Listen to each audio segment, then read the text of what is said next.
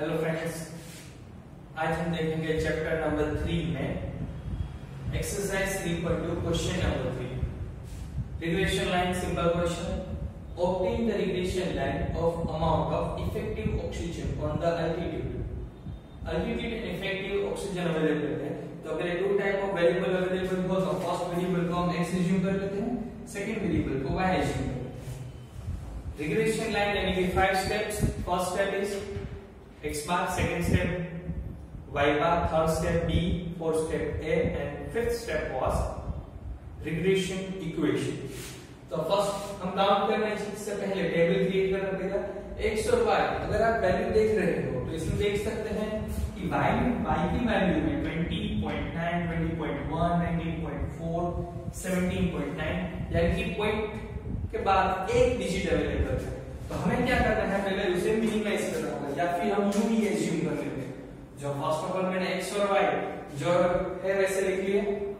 x और y लिखने के बाद u = x - a upon cx यानी कि डिफरेंसेस कितना है x - a, x = 0 और इसमें से हम मिडिल वैल्यू 3 को एज्यूम कर लेते हैं।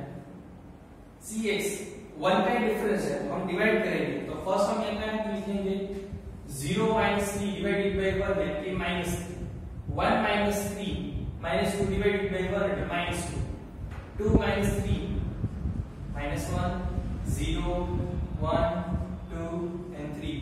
इसका अगर टोटल करोगे तो सिग्मा u 0 हो गया। यहाँ भी उसी तरह से v = y - b upon c/y। Minimise करने से पहले हम इसमें से कुछ भी माइनस कर सकते हैं। यहाँ मैंने 3 माइनस किया, इसी तरह इसमें से भी कुछ भी माइनस कर सकते हो। यहाँ 17.9 2 टाइम्स अवेलेबल है तो मैंने यहाँ लिख दिया y - b = 17.9। अब देख सकते हो यहाँ पॉइंट के बाद एक डिजिट अवेलेबल है तो आपको क्या करना है, अगर 1 डिजिट अवेलेबल हो तो आपको डिवाइड करना है 0.1 के साथ। अगर 2 डिजिट अवेलेबल हो तो 0.01 के साथ डिवाइड कर सकते हो। अगर 3 के साथ अवेलेबल हो तो 0.001 इसके साथ डिवाइड करने से ये पॉइंट वाली अमाउंट है वो रिमूव हो जाएगी। एक एग्जांपल यहाँ देख लेते हैं। जो अब यहाँ करेंगे 20.9 उसमें से माइनस करना है 17.9 और उसको डिवाइड कर दो 0.1 के साथ तो आंसर आपका पॉजिटिव ही रहेगा। 20.9 - 17.9 20.9 - 17.9 जो भी आंसर है उसे 0.1 के साथ डिवाइड कर दो तो आंसर हो जाएगा आपका 30। इसी तरह यहाँ 20.1 - 17.9 जो भी आंसर है उसे डिवाइड कर दो 0.1 के साथ तो यहाँ पहला आंसर है 30, उसके बाद 22। इन शॉर्ट अगर आप देखो ना तो इस डिवाइड करने से ये पॉइंट वाली वैल्यू ही रिमूव होगी तो आपको डायरेक्टली माइनस ही करना है। तो ये 19.4 की जगह में 194 - 179 कर सकते हो। 194 - 179 पॉइंट रिमूव ही हो गया एक तरह से। लेकिन प्रॉपर कैलकुलेशन क्या आप लिख सकते हो 17.9 - 17.9 डिवाइडेड बाय 0.1 तो पहले यहाँ भी 0 अगर आप यहाँ कैलकुलेशन करोगे तो आंसर रहेगा 6। यहाँ कैलकुलेशन करो 166 - 179 30 ये दोनों नेगेटिव आंसर है। अब यहाँ टोटल करो 30 + 22 + 50 -6 - 30 48 सिग्मा b। अब इसका मल्टीप्लाई u b 30 को 3 के साथ मल्टीप्लाई कर लो -90 -22 -44 -50 अगर आप 0 के साथ मल्टीप्लाई करोगे तो आंसर 0 आएगा -12 और -39 सिग्मा ub 90 + 44 + 50 + 12 + 39 सारे नेगेटिव है इसलिए -200। अब यहाँ स्क्वायर 3 का स्क्वायर 9, 2 का स्क्वायर 4, 1 0 1 4 9 28 सिग्मा u स्क्वायर। सारी फॉर्मूलाज ये टेबल बन जाने के बाद हमारे 5 स्टेप नंबर 1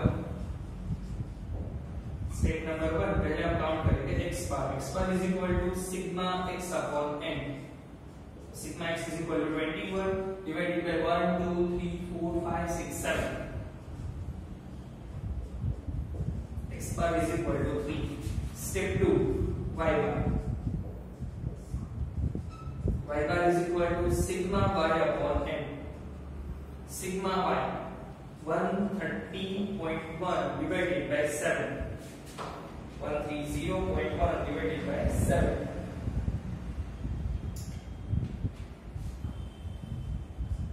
18.59। स्टेप 1 2 हो जाने के बाद step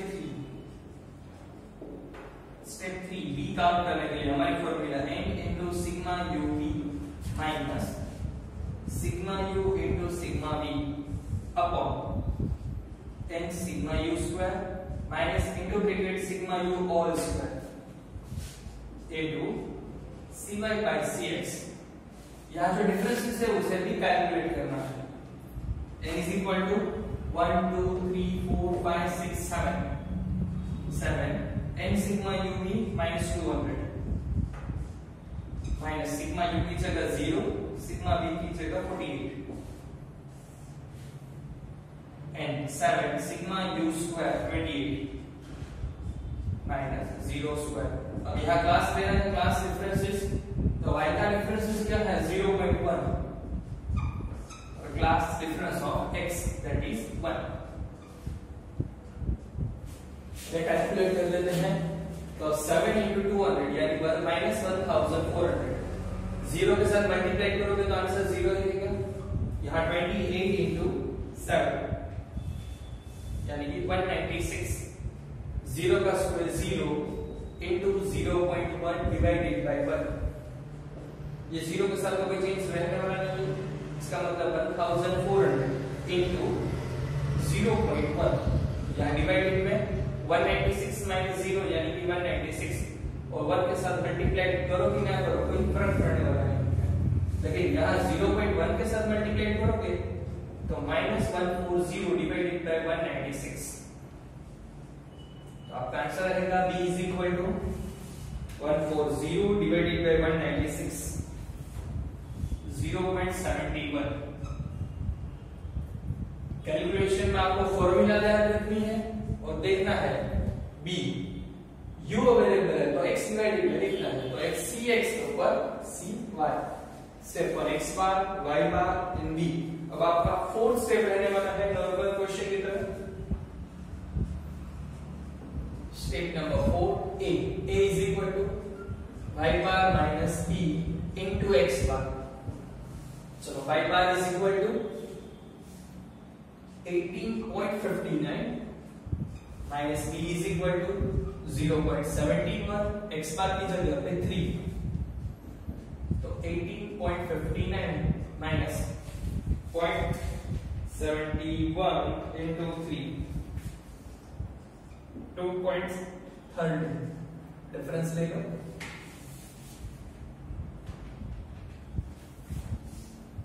16.46। a is equal to step 1 2 3 4 और लास्ट स्टेप रहेगा हमारा रिग्रेशन लाइन वाला। Step number 5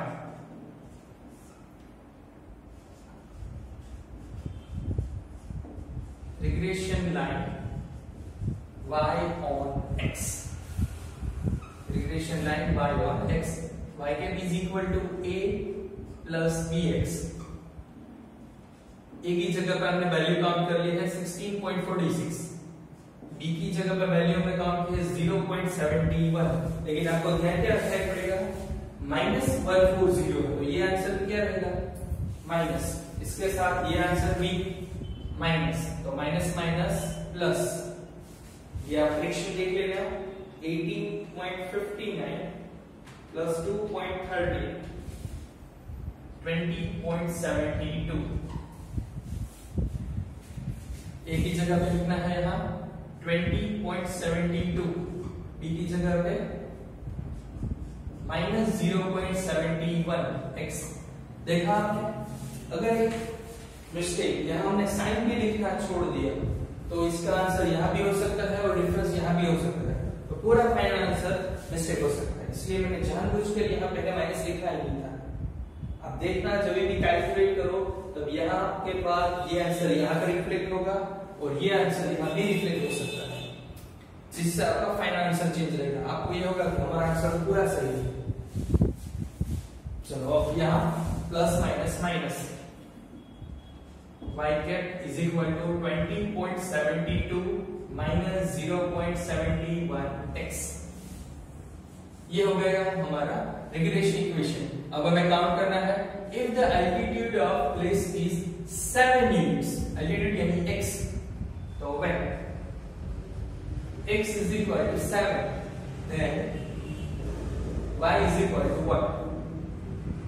Y cap is equal to 20.72 minus 0.71 into 7, 20.72 0.71 into 7 यानी कि 4.97।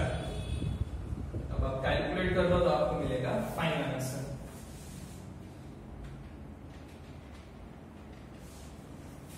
15.75 यूनिट्स। परसेंटेज अवेलेबल है, effective oxygen percentage. I hope इस डिफरेंट क्वेश्चन में भी आपको समझ में आ जाएगा। इस क्वेश्चन में 2-3 चीजें बहुत देखने वाली है। y के वैल्यूज पॉइंट के बाद एक डिजिट अवेलेबल था, तो हमने यहाँ यूवी एज्यूम करते समय पॉइंट के बाद एक डिजिट हो तो 0.1 के साथ डिवाइड किया। मैंने बोला था अगले कि अगर 2 डिजिट हो तो 0.01 के साथ डिवाइड करो, 3 डिजिट हो तो 0.001 के साथ डिवाइड करो। उसके बाद यहाँ भी आप कैलकुलेशन करते हो, साइन में ध्यान रखो, अगर साइन मिस्टेक हो गई तो e के आंसर में 0.71 ही था, लेकिन इसकी वजह से आपका एक आंसर नहीं आया और इक्वेशन लाइन में भी मिस्टेक हो सकती है। इस क्वेश्चन को देखने के बाद इसके जैसे और क्वेश्चंस में लिख देता हूँ, होमवर्क में जरूर ट्राई करो। एक है आपके लिए इलस्ट्रेशन 7, उसके बाद एक्सरसाइज 3.2, उसमें है question number 5। Exercise 3 section F, उसमें है क्वेश्चन नंबर 4। इस क्वेश्चन को देखो, पहले क्वेश्चन नंबर 3 को, उसके बाद इलस्ट्रेशन 7, एक्सरसाइज 3.2 के क्वेश्चन नंबर 5, एक्सरसाइज 3 में क्वेश्चन नंबर 4। इसकी प्रैक्टिस करोगे तो आपको ये मेथड भी कंप्लीट हो जाएगा।